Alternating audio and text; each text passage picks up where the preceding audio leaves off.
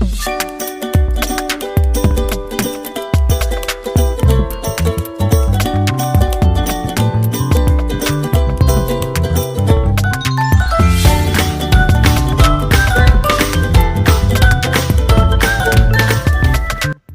Friends, welcome back to my channel. और कैसे हैं आप सभी लोग? आई होप आप सब बहुत अच्छे होंगे और मेरे वीडियो का इंतज़ार भी कर रहे होंगे। मैं आप सभी से एक बार माफ़ी चाहती हूँ क्योंकि मेरी तबीयत थोड़ी सी ठीक नहीं थी, मैं थोड़ी अस्वस्थ थी, तो बस इसी कारण से मैं आप सभी तक अपने वीडियोस नहीं अपलोड कर पा रही थी, नहीं शेयर कर पा रही थी। तो आज का ये जो ब्लॉग वीडियो है, ये मेरे तीज का ब्लॉग वीडियो है। पहले मैंने सोचा था कि मैं इसको आप सभी के साथ शेयर नहीं करूँगी, फिर मैंने सोचा नहीं भाई, मेरी तपस्या का दिन था ये और आप सभी के साथ शेयर करना तो बनता ही है। हाँ जी, तो लीजिए स्टार्ट करते हैं आज का ब्लॉग। यहाँ पर आप मेरी मेहंदी देख सकते हैं और तबीयत ठीक ना होने के कारण काफ़ी कुछ मैंने शूट नहीं किया था, पर जितना भी था वो मैं आपके साथ शेयर कर रही हूँ। तो यहाँ पर मैंने ये देखिए, मैंने खुद को बनाया है ये शिव जी को अर्घ देती हुई मैं हूँ। और यहाँ पर खुद से ही मैंने अपने हाथों में मेहंदी रची थी। तीज की मेहंदी बहुत ही ज़रूरी होती और स्कूल होने की वजह से हम मेहंदी अच्छे से नहीं रचवा पाती हैं। तो बस स्कूल से आने के बाद मैंने अपने राइट हैंड से इस लेफ़्ट हैंड में खुद से ही मेहंदी रची और आप सभी देखिए और बताइए कि कैसी लग रही है। जितनी भी कोशिश कर पाई मैंने उतना अपना काम किया, क्योंकि घर पे आने के बाद भी कल की जो प्रिपरेशन करनी थी वो भी मुझे आज ही कर लेनी थी, क्योंकि कल व्रत रहेगा और फिर मैं सारे काम नहीं कर पाऊँगी। तो जो कुछ भी मुझे तैयारी करनी थी, जो कुछ भी करना था, वो मैंने अभी कर लिया और बस जितना समय दे पाती हूँ उतना ही कर पाया। फिर उसके बाद ये दूसरे दिन मॉर्निंग का है, जिसमें मैंने अपने लेफ़्ट हैंड से अपने इस राइट हैंड पे मेहंदी लगाई थी। तो कैसी लगी है ये भी बताइएगा ज़रूर। थोड़ी सी इसमें जो है वो मेरी ननद ने आगे का हेल्प कर दिया था, क्योंकि हथेली पे खुद से नहीं लग रहा था, तो मेरी ननद ने कंप्लीट किया था। और ये नेक्स्ट डे यानी कि तीज की सुबह मॉर्निंग का है और मैं अपने घर आई हुई थी, अपने गांव वाले घर पे, पैतृक निवास पे, क्योंकि मैं वहाँ पर भी जल चढ़ाती हूँ भगवान भोलेनाथ को। तो मैं कोशिश करती हूँ कि मैं वहाँ भी चली जाऊँ, क्योंकि मैंने शुरुआत में वहाँ पे पूजा की थी, तो मैं अभी भी जब तक जा पाऊँगी तब तक मैं वहाँ भी जाऊँगी। तो ये बस मैं मॉर्निंग में वहाँ पर जल चढ़ाने के लिए गई थी और वहाँ पर भी हम लोगों ने खूब सारी पूजा की अच्छे से और थोड़ा सा घूमने भी गए थे, क्योंकि कुछ चीज़ें ऐसी हैं जो मार्केट में नहीं मिलती हैं, तो हमें अपने घर के बगीचे से लाना होता है। अभी आप देखेंगे कि कितनी सारी चीज़ें मैंने इकट्ठी कर ली थी और बहुत ही अच्छे से पूजा संपन्न हुई थी। तो यहाँ पर पूजा की जो तैयारी है वो कर ली थी मैंने और एलेक्स के डैडी ने, एलेक्स ने, सभी ने मिलकर बहुत सारी हेल्प की थी। और ये आप देख सकते हैं कि हर तरह के उस समय के जो भी पुष्प थे वो मैंने इकट्ठे कर लिए थे, यहाँ पर आप देख सकते हैं।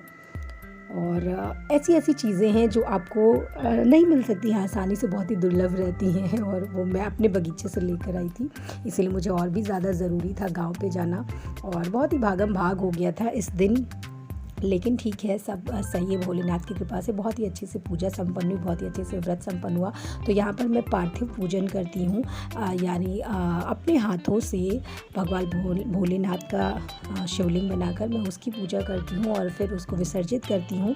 तो यहाँ पर ये देखिए आप, मैं जो गांव से मिट्टी लेकर आई थी उसका मैंने यहाँ पर पार्थिव जो भी मूर्ति है उसको बना लिया है। यहाँ पर पूरा शंकर परिवार है, शंकर जी हैं, गणेश जी हैं, कार्तिकेय भगवान है, पार्वती माँ है, माँ गौरा हैं और नंदी जी भी यहीं पर विराजमान है। तो पूरा शंकर परिवार यहाँ पर है। और यहाँ पर आप देख सकते हैं जो भी ऋतुफल है, जो भी उपलब्ध हो पाया था, हाँ जितना संभव हो सका था, मैंने कोशिश की थी कि मैं वो सभी चीज़ें इकट्ठी कर लूँ। तो यहाँ पर इन सब चीज़ों को मैंने इकट्ठा कर लिया था, और भांग धतूरा और बेलपत्र वगैरह सभी चीज़ें यहाँ पर मैंने इकट्ठी करके एक साथ में रख दी थी ताकि पूजन करने में आसानी हो। और यहाँ पर मैंने बहुत ही अच्छा से, आप देख सकते हैं, केले के पत्ते और बाँस के द्वारा जो मंडप लगाया जाता है उस मंडप को मैंने यहाँ पर तैयार कर लिया था। यहाँ पर कलश की स्थापना कर दी है, उसके ऊपर दीपक रख दिया है, बस अब सिर्फ उसको प्रज्वलित करके पूजा वगैरह करना है। और बहुत ही अच्छे से पूजा संपन्न हो गई थी। पर हाँ, ये था ना कि जैसे जैसे आज थोड़ी शाम हो रही थी, हालत बहुत ही ज़्यादा ख़राब हो रही थी, क्योंकि ये निर्जल व्रत रखना होता है, इसमें पानी भी नहीं पीना होता है। और फिर इस दिन मैं बहुत ही भाग दौड़ में रह गई, गांव भी जाना था, तो वहाँ पर भी मैं थोड़ा सा भी रेस्ट नहीं कर पाई ना, तो इस वजह से बहुत ही ज़्यादा थकान आ गई थी और बस तैयार होने का मन नहीं कर रहा था। पर हाँ, ये पूजा है ना, इसको बहुत ही अच्छे से करते हैं, बिल्कुल अच्छे से तैयार होकर, जो भी 16 श्रृंगार होते हैं, क्योंकि माँ गौरा की पूजा हमेशा आपको, अगर माँ गौरा ने इस तरह से रखा है कि आप श्रृंगार के लायक है ना, तो आपको पूरा श्रृंगार करके पूजन करना चाहिए। तो इस वजह से मैंने पूरा जो भी मुझसे बन पड़ा था, जितना भी हो सका था, मैंने अच्छे से खुद को तैयार किया। और उसके बाद हम लोगों ने पूजा की। यहाँ पर मैं और पतिदेव दोनों लोग साथ में बैठे हुए हैं, दोनों ने साथ में पूजा की है, क्योंकि कहा जाता है ना कि अगर दोनों साथ में बैठ के पूजा करते हैं तो बहुत ही ज़्यादा फल मिलता है उसका। तो ये चीज़ बहुत ही अच्छी है मेरे पति परमेश्वर की, भगवान भोलेनाथ की कृपा से। हाँ जी हाँ, उन्हीं की कृपा बनी है मुझ पर, जो मुझे इतने इतने अच्छे मेरे पतिदेव मुझे मिले हैं। तो मेरा बेटा भी काफ़ी हेल्पिंग नेचर का है, वो भी मुझे देखता है ना मम्मा परेशान हो रही है, तो वो भी मेरी बहुत ही हेल्प करता है। तो दोनों ने मिलके और बहुत ही अच्छे से ये सारी पूजा कंप्लीट करवा दी थी। तो यहाँ पर एलेक्स के डैडी और हम दोनों लोग साथ में पूजा कर रहे हैं। जो भी चीज़ें उनके लायक थी वो कर रहे हैं, और बाकी चीज़ें जो मुझे करनी है वो मैं कर रही हूँ। तो फिर इस तरह से यहाँ पर पूजा विधि जो है, विधि विधान से यहाँ पर पहले हम लोगों ने पूजन स्टार्ट किया। और आप देख सकते हैं कि जो पार्थिव शिवलिंग था उसको हम लोग पंचामृत से स्नान करवा रहे हैं। और एलेक्स बैठा हुआ है ऊपर, वो देख रहा था वहाँ से। सभी लोग, दादी, चाची जी और दीदी, नित्या, सभी लोग थे, साथ में पूजन हो रहा था। तो यहाँ पर आप सभी देख सकते हैं कि हम लोगों ने पहले जो पार्थिव शिवलिंग था उसको हम लोगों ने पंचामृत से स्नान कराया है। और उसके बाद में जो हमारे पहले के जो हम लोग के मंदिर के शिवलिंग हैं उनको भी हम लोगों ने पंचामृत से स्नान कराया। और उसके बाद में इनको शुद्ध जल से स्नान कराकर हम लोग इनको इनके स्थान पर विराजमान कर देंगे। और उनको उनके स्थान पर, यहाँ पर आप देख सकते हैं, ये गंगा जल है, और गंगा जल से, शुद्ध जल से, गंगा जल से, सभी चीज़ों से स्नान कराने के बाद फिर इनको इनके स्थान पर विराजित कर दिया जाएगा। और जब ये अपने स्थान पे विराजमान होंगे तो इनकी शोभा बहुत ही देखने लायक होगी। तो यहाँ पर आप देख सकते हैं शुद्ध जल से उनको स्नान कराया जा रहा है। और जो कुछ भी चीज़ें इसमें पंचामृत की जो भी चीज़ें लगी होती हैं उनको अच्छे से साफ़ करके धुल के, और उसके बाद में इनको इनके स्थान पर विराजमान कर देना होगा। तो यहाँ पर मैं अपने पति देव से कह रही हूँ कि आप इनको इनके स्थान पर विराजित कर दीजिए, जिससे आगे की पूजा आरंभ हो सके। तो अभी जो पार्थिव शिवलिंग था उसको भी शुद्ध जल से स्नान करा के उनके स्थान पर उनको विराजमान कर दिया गया है। और यहाँ पर जो शिव परिवार बैठे हुए हैं और अब ये अपने पूजन वंदन का जो समय है वो इंतज़ार कर रहे हैं कि अब हमारी पूजा आराधना प्रारंभ होगी। तो बस मैं यहाँ पर अभी कथा जो है, कथा की पुस्तक है उसको हाथ में लेकर, और पूजन विधि जिस तरह से भी उसमें दिया हुआ है उसके अनुसार मैं एक एक करके पुष्प माला और धूप दीप आदि जिस तरह से भी उसमें दिया हुआ है वो हम लोग उसको उस तरह से पूजन अपना कंप्लीट करेंगे। तो पहले इनको वस्त्र अर्पण कर रहे हैं, और चूँकि ये इनको विसर्जित कर देना है इसलिए इनके वस्त्र सिले हुए नहीं हैं, ऐसे ही वस्त्र जो है वो उनको अर्पित किया जा रहा है। और उसके बाद भी पुष्प वगैरह से इनको इनका पूजन वंदन किया जाएगा। तो यहाँ पर मैं कलावा अर्पित कर रही हूँ, और शिव भोलेनाथ को, मैं पतिदेव को बोल रही हूँ कि आप उनकी पूजन करिए, और माँ गौरा की जो है, पार्वती माँ की, उनकी पूजा आराधना मैं करूँगी। तो यहाँ पर पतिदेव जो है वो पहले जो गणेश जी है सर्वप्रथम उनकी पूजा की जाती है। तो उनको तिलक वगैरह लगा के रोली चंदन का तिलक वगैरह करके और उनका पूजन प्रारंभ कर रहे हैं। उनका स्मरण करते हुए आगे की जो पूजा है वो हम लोग प्रारंभ कर रहे हैं। और यहाँ पर मैं माँ गौरा को सिंदूर दे रही हूँ, सिंदूर अर्पित कर रही हूँ। और जो हमारी तस्वीर में माँ गौरा है उनको मैं सिंदूर अर्पित कर रही हूँ। तो इस तरह से धीरे धीरे करके जो मेरी पूजा है वो पूरी हो रही है। बस माता रानी सभी विघ्नों को दूर करके परिवार को सुखी संपन्न रखें, बस यही अभिलाषा है कि जिस तरह से ये व्रत जो मैं कर रही हूँ उसका जो फल है वो मेरे सौभाग्य को अखंड करते हुए उसका फल मुझे प्रदान करें। और यहाँ पर आप देख सकते हैं कि मेरी जो तबीयत है, मेरी आँखें वगैरह जो हैं वो बहुत ही ज़्यादा थकी हुई सी लग रही हैं, बिल्कुल थकान से आँखें वगैरह ऐसे लग रही थी जैसे स्वेलिंग आ गई हो, उसमें सूजन आ गई हो।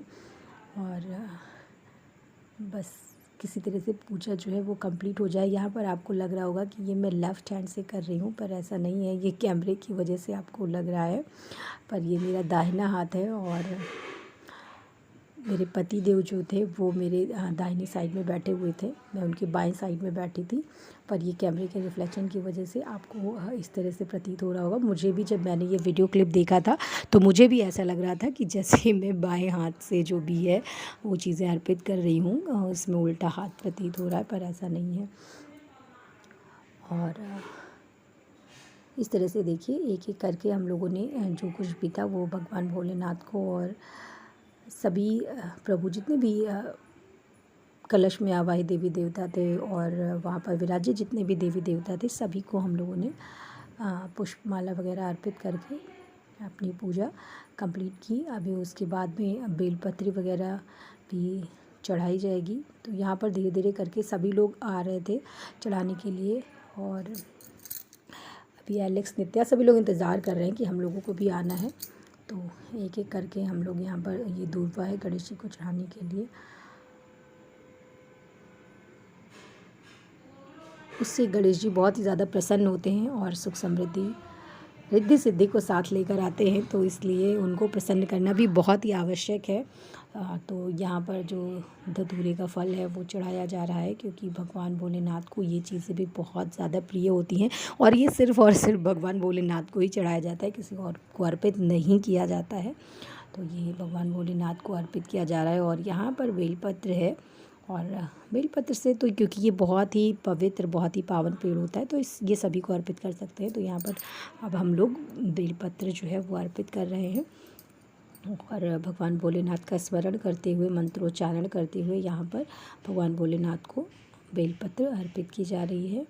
और सभी चीज़ें हैं जो हम भगवान भोलेनाथ का स्मरण करते हुए उनको अर्पित करेंगे और अपनी पूजा को कंप्लीट करेंगे। तो यहाँ पर आप देख सकते हैं कि किस तरह से मेरे पति देव बहुत ही तल्लीनता के साथ मेरा साथ देते हुए और इस पूजा को कंप्लीट करवाने में मेरी किस तरह से सहायता कर रहे हैं। और मैं बहुत बहुत तहे दिल से इनकी शुक्रगुज़ार हूँ और भगवान भोलेनाथ को मैं शत शत नमन करती हूँ और लाख बार धन्यवाद करती हूँ, सहस्त्र बार धन्यवाद करती हूँ कि इतने अच्छे जीवन साथी को उन्होंने मेरे लिए चुना और मेरी ज़िंदगी में उनको भेजा। तो इसके लिए मैं हमेशा हमेशा अपने आप को भाग्यशाली समझूंगी। तो यहाँ पर धूप दीप वगैरह दिखा दिया गया है भगवान भोलेनाथ को। और यहाँ पर जो है वो अभी दीपक जला है और अभी धूप देकर एक अच्छी सी सुगंध वातावरण में फैल जाएगी, सुगंधित वातावरण हो जाएगा, जिससे माँ गौरी और भगवान भोलेनाथ और भी ज़्यादा प्रसन्न होंगे और अपनी कृपा हम सभी पर बनाए रखेंगे। तो इस तरह से ये आपको सामने कैमरे के सामने थोड़ा सा जो बाँस का मंडप लगा हुआ था ना, तो उसी के पत्ते आ गए थे। तो यहाँ पर मैं आपको दिखा रही हूँ जूम करके कि मेरी शक्ल आप देख सकते हैं किस तरह से उतरती जा रही है। और जो चेहरे पे एक स्माइल होती है, एक रौनक होती है, वो धीरे धीरे डाउन हो रही थी। ऐसा लग रहा था कि हाँ वाकई में व्रत है। यहाँ पर नित्या और एलेक्स ये लोग भी पूजन करने के लिए आए हैं और अभी दादी और चाची जी लोग भी आएंगी। पर कुछ चीज़ें हैं जो शूट हुई है, कुछ चीज़ें जो शूट नहीं हो पाई थी क्योंकि काफ़ी देर से फ़ोन भी चल रहा था, तो इस वजह से कुछ चीज़ें जो है वो शूट नहीं हो पाई थी। तो यहाँ पर एलेक्स भी आए हैं, वो भी भगवान भोलेनाथ को प्रसन्न करने के लिए पूजा वगैरह कर रहे हैं, क्योंकि ये दिन ऐसा होता है ना, इस तिथि में अगर जो भी पूजन करता है भगवान भोलेनाथ का, सच्चे मन से स्मरण करता है, तो भगवान भोलेनाथ उनको बहुत ही ज़्यादा आशीर्वाद देते हैं। और आप सभी ने सुना होगा कि भगवान भोलेनाथ बहुत ही ज़रा सी देर में प्रसन्न हो जाने वाले होते हैं। बस उनका मन से सच्चे भाव से उनका स्मरण कीजिए तो वो बहुत ही जल्दी कृपा करते हैं, कृपालु हैं। तो इस तरह से सभी लोगों ने उनका बहुत ही अच्छे से पूजन किया। और यहाँ पर अभी मैं जो कथा है उसको कहने के लिए अपने पतिदेव को बोल रही हूँ, और फिर आगे की जो भी पूजन विधि वगैरह थी वो उन्होंने ही करवाई थी, कथा वगैरह भी उन्होंने ही सुनाया था, क्योंकि मेरी बिल्कुल भी हिम्मत नहीं थी। हर बार तो मैं ही खुद से ही करती थी, पर यहाँ पर मुझे बिल्कुल भी हिम्मत नहीं थी कि मैं बोल सकूँ। मेरा बोलने का एकदम भी मन नहीं कर रहा था, क्योंकि इस बार गर्मी भी बहुत ज़्यादा थी, और इसी गर्मी की वजह से बिल्कुल भी हिम्मत नहीं लग रही थी। बहुत ही ज़्यादा गला वगैरह सूख गया था, तबीयत बहुत ही ज़्यादा ख़राब लग रही थी, और बस उसी के बाद से मेरी और भी ज़्यादा तबीयत ख़राब होती गई। तो इस वजह से मैं ये वीडियो भी अपलोड नहीं कर पा रही थी, और फिर मैंने सोचा कि चलो अपलोड कर देते हैं, देर ही सही पर आप लोगों को ये वीडियो तो मिल जाएगा।